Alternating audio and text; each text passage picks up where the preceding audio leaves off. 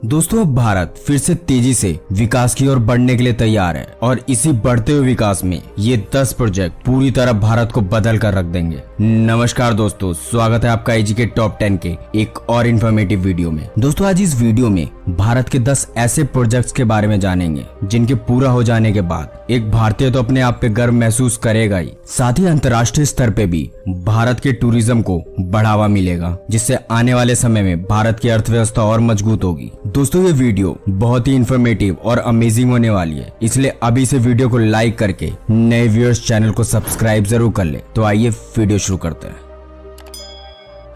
Number 10, Noida international airport. किसी भी देश को अंतर्राष्ट्रीय स्तर पर जोड़ने के लिए किसी भी देश में एयरपोर्ट होना बहुत जरूरी होता है। वैसे भारत के पास कई एयरपोर्ट है, पर फिर भी भारत की आबादी के अनुसार और बड़े फ्लाइट लैंडिंग एयरपोर्ट सिर्फ भारत में 1 या 2 है, जिसमें IGI अभी भारत का सबसे बड़ा एयरपोर्ट है, जिसके पास सिर्फ 3 रनवे अवेलेबल है, जिसके कारण कभी कभी कई फ्लाइट्स को डिले भी करना पड़ता है। हालांकि इसे देखते हुए 2001 में उत्तर प्रदेश के चीफ मिनिस्टर श्री राजनाथ सिंह ने नोएडा इंटरनेशनल एयरपोर्ट बनाने की घोषणा भी की थी, पर फंडिंग के कमी के कारण ये प्रोजेक्ट पूरी तरह बंद हो गया था। पर 2018 में इसे दोबारा रीओपन करके इस पर काम शुरू हो गया है, जिसके शुरू होने का डेडलाइन 2024 रखा गया है। और इस एयरपोर्ट के पूरे निर्माण की जिम्मेदारी Yamuna international airport private limited और ज़ूरिक एयरपोर्ट इंटरनेशनल, जो कि स्विट्जरलैंड की कंपनी है, उन्हें दिया गया है। और नोएडा एयरपोर्ट के 6 रनवे तैयार हो जाने के बाद ये एयरपोर्ट एशिया का सबसे बड़ा और दुनिया के सबसे बड़े एयरपोर्ट में से एक होने का खिताब भी हासिल कर लेगा, जो कि 7200 एकड़ में फैला 6 रनवे वाला तीसरा सबसे बड़ा एयरपोर्ट कहलाएगा दुनिया में रनवे के नजरिए से। और इसमें हर साल 5 मिलियन पैसेंजर को हैंडल करने की क्षमता होगी, जिसके लिए 1 लाइक तो बनता है।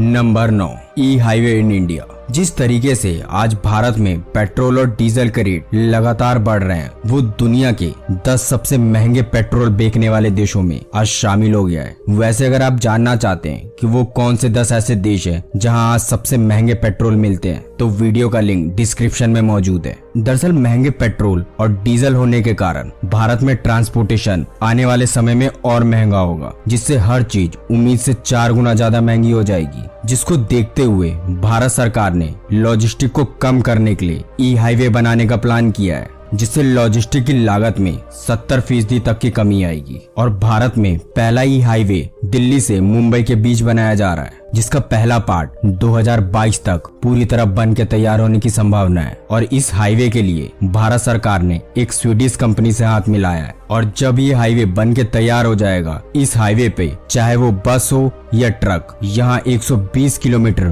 प्रति घंटे की रफ्तार से इस रोड पे दौड़ पाएगा। हालांकि अन्य इलेक्ट्रिक वाहनों के लिए बैटरी रिचार्ज के लिए अलग अलग लेन भी बनाया जाएगा, जिससे आने वाले समय में भारत में पेट्रोल और डीजल की खपत में काफी कमी देखने को मिल सकती है।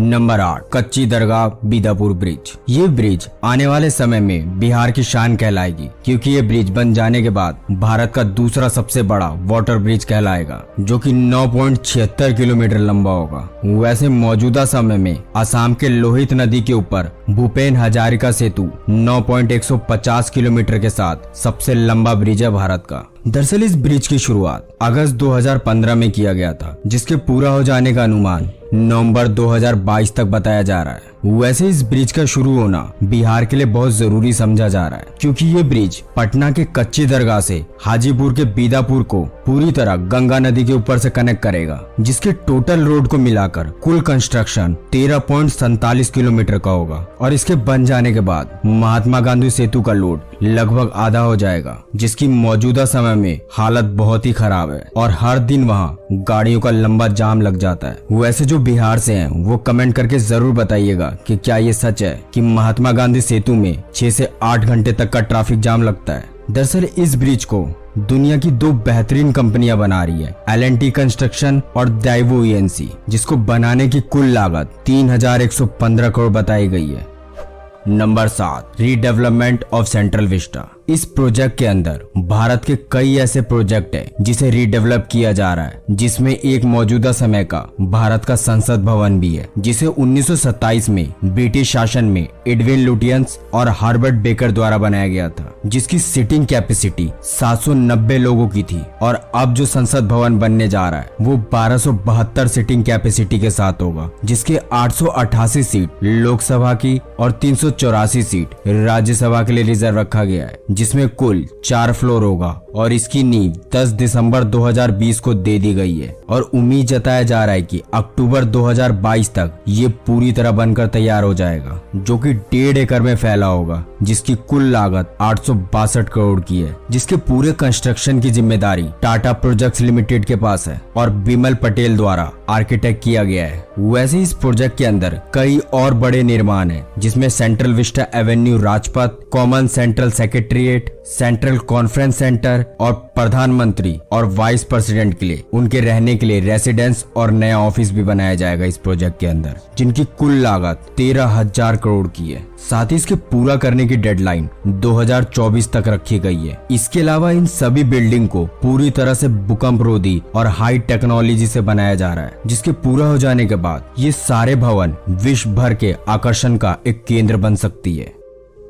Number 6, Indian river interlinking projects. आज भारत में कई राज्य ऐसे हैं जिन्हें हर साल बाढ़ का सामना करना पड़ता है, तो कई राज्य ऐसे हैं जहां पीने का पानी या ठीक से सिंचाई तक का पानी उस राज्य को पूर्ति तक नहीं हो पाता है, जिसको देखते हुए 1999 में श्री अटल बिहारी, जो उस वक्त के प्राइम मिनिस्टर थे, इस योजना को पुनर्जीवित किया और इसको भारत में शुरू करने का आदेश दिया था। पर सरकार बदलते ही इस प्रोजेक्ट पर पूरी रोक लग गई और अब लगभग 20 साल बाद इसे दोबारा शुरू किया गया। और हाल ही में कुछ समय पहले गोदावरी और कृष्णा नदी को लिंक करने में वाटर रिसोर्स मैनेजमेंट सफल रही है। साथ ही इसके अलावा कई और नदियों को जोड़ने का प्लान भी है, जैसे यमुना और साबरमती को राजस्थान से जोड़ने का प्लान है, कोसी को घाघरा से, बूढ़ी गंडक और गंडक को गंगा से। साथ ही इसके अलावा इन सभी नदियों और प्रायद्वीपों को भी जोड़ा जाएगा, जिससे जिस राज्य में पानी की कमी है वहाँ पानी की पूर्ति हो पाए और जो राज्य बाढ़ झेलते हैं हर साल, उन्हें बाढ़ जैसी समस्या आने वाले समय में ना देखनी पड़े। जिसमें 6 इंटरलिंक बिहार से, 20 महाराष्ट्र से, 1 गुजरात से, 3 उड़ीसा से, 2 राजस्थान में, 3 झारखंड में और 1 इंटरलिंकिंग प्रोजेक्ट तमिलनाडु में निर्धारित किया गया है।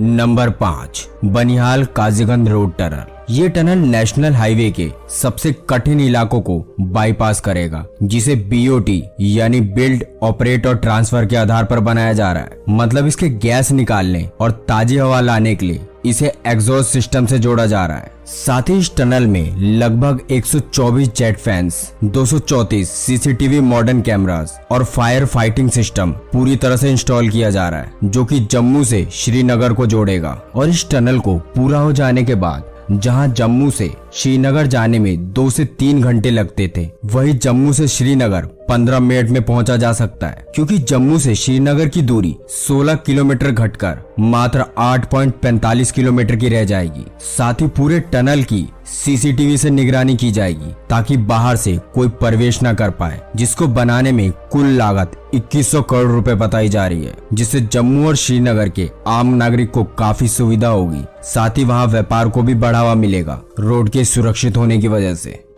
Number 4, electric vehicle industry in India. आज भारत समेत कई बड़े देशों में जिस तरीके से पेट्रोल और डीजल की कीमत लगातार बढ़ रही है, उस हिसाब से आने वाले समय में गाड़ी चलाना काफी मुश्किल हो जाएगा आम लोगों के लिए। हालांकि पेट्रोल की कीमत लगातार बढ़ाना सरकार की एक चाल भी हो सकती है, जिससे आम नागरिक पेट्रोल से बचने के लिए इलेक्ट्रिक व्हीकल खरीदे, क्योंकि केंद्र सरकार ने दुनिया की कई बड़ी कार मैन्युफैक्चरिंग और 2 व्हीलर इलेक्ट्रिक मैन्युफैक्चरिंग के लिए बड़े बड़े उत्पादक करने वालों से हाथ भी मिलाया है। साथ ही कई बड़ी एजेंसियों का दावा है कि भारत आने वाले समय में इलेक्ट्रिक व्हीकल का दुनिया का जेंट प्रोड्यूसर बनेगा, जिसके लिए केंद्र सरकार ने $1.4 बिलियन तक का सब्सिडी की पेशकश भी की है, जिसमें दिल्ली, तमिलनाडु, कर्नाटक, महाराष्ट्र और उत्तराखंड राज्य की सरकार ने इन प्रोजेक्ट्स पे काम भी शुरू कर दिया है। हालांकि सबसे पहले कॉमर्शियल और 2 व्हीलर पर ध्यान दिया जा रहा है। वैसे अगर आप चाहते हैं कि हम इलेक्ट्रिक व्हीकल के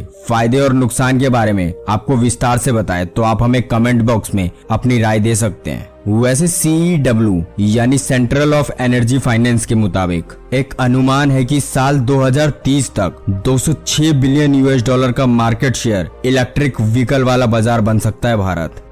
नंबर 3, वंदे भारत। वैसे तो हम में से कई लोग इस ट्रेन का पहले भी सफर कर चुके हैं, पर 75वें अमृत महोत्सव पर हमारे देश के PM द्वारा 75 वंदे भारत ट्रेन चलाने का निर्णय लिया गया है, जो कि भारत के कोने कोने तक पहुंचेगी और इसकी डेडलाइन 15 अगस्त 2023 तक रखी गई है, जिसके पूरा हो जाने के बाद भारतीय रेल का सफर पूरी तरह बदल जाएगा। क्योंकि जो आम लोग राजधानी जैसे सुपरफास्ट ट्रेन और AC में सफर नहीं कर पाते थे, उन लोगों के लिए ये ट्रेन काफी सस्ता है, जिसके कारण आम लोग भी इस ट्रेन में आने वाले समय में सफर कर पाएंगे, जो कि पूरी तरह से GPS टेक्नोलॉजी और अल्ट्रा मॉडर्न फीचर की फैसिलिटी से भरपूर होगा। साथ ही ऑन बोर्डिंग अनाउंसमेंट से लेकर वाईफाई की सुविधा भी उपलब्ध होगी और लगभग 160 किलोमीटर प्रति घंटे की रफ्तार से चलेगी, जो कि पूरी तरह से मेक इन इंडिया और इलेक्ट्रिक ट्रेन होगी।